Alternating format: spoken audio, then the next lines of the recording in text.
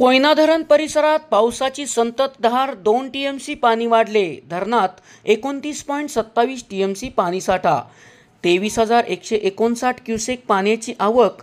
वर्षा पर्यटनासाठी पर्यटकांची गर्दी वाढली।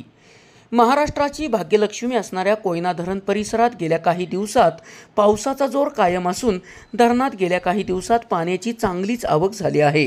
कोयना धरण परिसरात होत असलेल्या दमदार पावसामुळे सध्या धरणात 23,159 क्युसेक्स पाण्याची आवक होत असून सध्या धरणात 29.27 टीएमसी पाणीसाठा झाला आहे।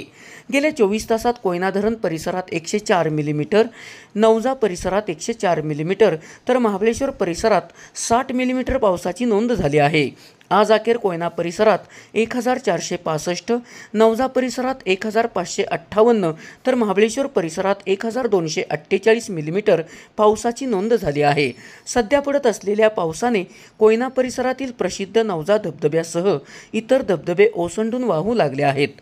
हे धबधबे तसेच हिरवागार निसर्ग पाहण्यासाठी पर्यटकांची गर्दी वाढू लागली आहे। गत वर्षाच्या तुलनेत यावर्षी कोयना धरणात पाण्याची आवक चांगली असल्याचे कोयना धरण व्यवस्थापनाने सांगितले आहे। SP ओरिजिनेटिव्हसाठी सुनील परीट, कराड।